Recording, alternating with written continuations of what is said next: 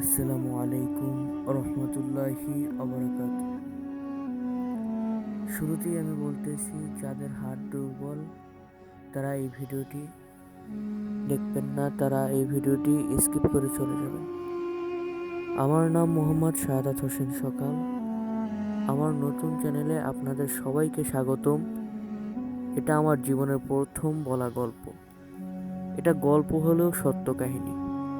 কথা না বাড়িয়ে কাহিনীতে চলে যাই।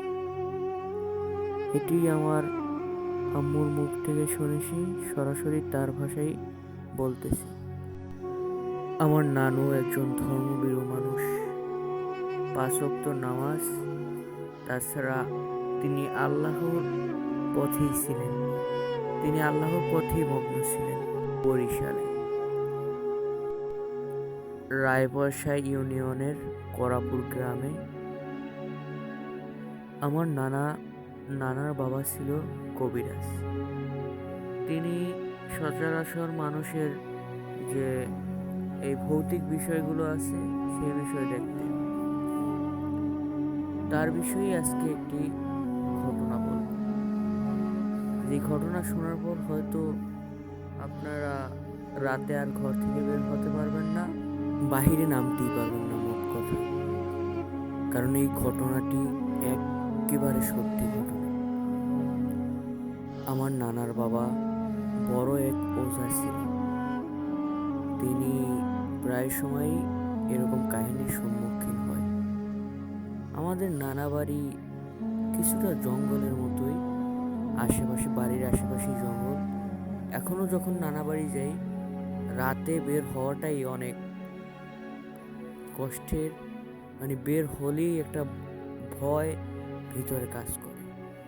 রাস্তা আশেপাশে পুরোই ফাঁকা, আশেপাশে কোনো মানব নেই, জনমানব নেই। আছে বাজার, শুধু একটি বাজার আছে, তাছাড়া কোনো বাজার নাই, কোনো দোকানপাটও নাই। মানুষজন চলাফেরা করে একাই। রাতে খুবই মুশকিল।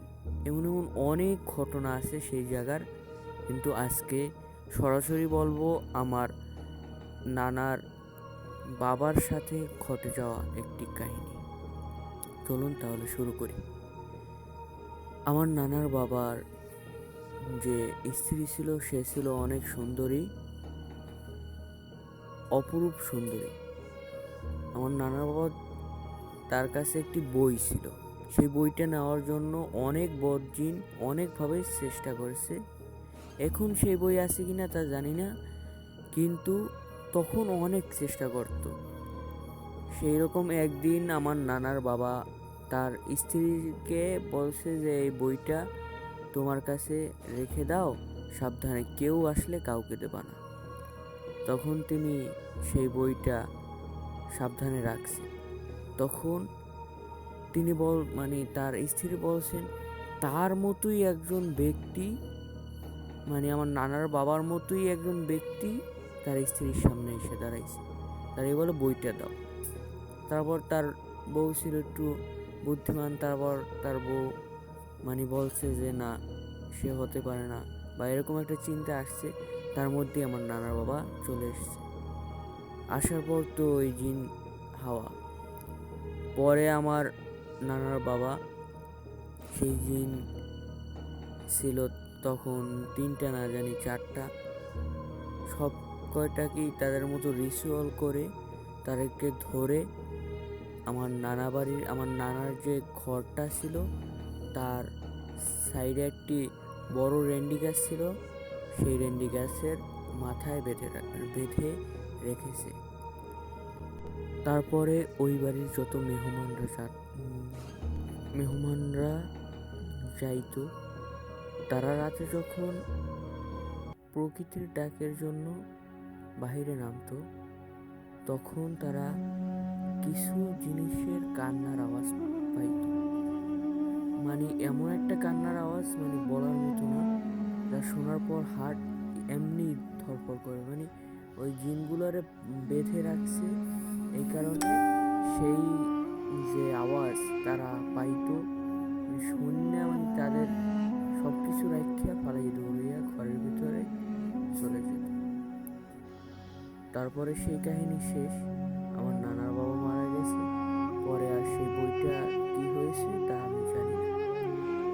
তারপরে আমার নানুর ঘটনা শুরু। আমার নানুকে আমার নানা 3টে বিয়ে করেছে, তার মধ্যে আমার নানু ছিল 3 নম্বর। তিনি খুবই ধর্মভীরু ছিল।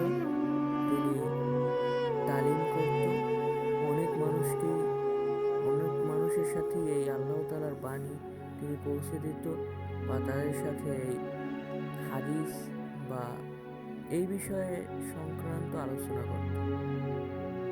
আপনারা তো বুঝেনি এগুলো বদজিনের সহ্য নয়।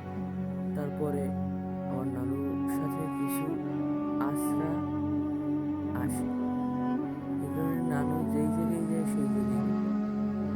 এখন নানু আমার দেখা ছোটবেলায় যখন নানা বাড়ি যাইতাম, নানু সারাদিন রোজা থাকতো, রাতে সারা রাত নামাজ পড়তো, কিছুই খেত না। কেমনে যে বাইসে থাকতো কেউই জানে না। আমরা পুরাই অবাক। ছোটবেলায় দেখতাম মানে বাড়ির ভিতরে একটা ভৌতিক একটা পরিবেশ সৃষ্টি করে সে থাকতো। সামনে যদি কোনো বাতি রাখতাম, বাতি সে বাড়ি মেরে ফাটাইয়া ফেলতো, কোনো বাতিও ছিল না। তারপরে যাই ছিল কিছুই সে রাখতো না, শুধু সে নামাজ পড়তো আর ঘুমাইতো আর রোজা রাখতো, কোনো খাবার দাবার ছিল না। আমার মামারা যাইয়ে দেখতো, তাও একই অবস্থা। মাঝখানে যখন আমার নানু সুস্থ হয় তখন আমরা দেখতে গেছিলাম। তারপরে আমার আম্মু সেই জায়গায় অনেক দিন ছিল, আমিও ছিলাম। সবাই খাবার দাবার খাইছি, সবাই আমারে অনেক ভালোবাসতো। তারপরে আমার নানু আবার শুরু হয়, তিনি আবারও তালিম করা শুরু করেন। আমার আম্মু আমাদের বাড়ি পটুয়াখালীতে নিয়ে আসে। তারপরে হয় মূল ঘটনা। আমাদের বাড়ি আনার পরে আমার নানু যখন তালিম করে বাসায় ফিরছে, তখন রাতে নামাজ পড়ার সময় কিছু জিন, বদ জিন, যাই বলেন, আশরা, মানে আমাদের ঘরটার ঠিক মাঝ বরাবরে তাদের হাঁটা চলার রাস্তা। তখন সেই বদজিনগুলো দেখে যে আমার নানুকে। বদজিন না, সেগুলো অনেক ভালো জিন ছিল।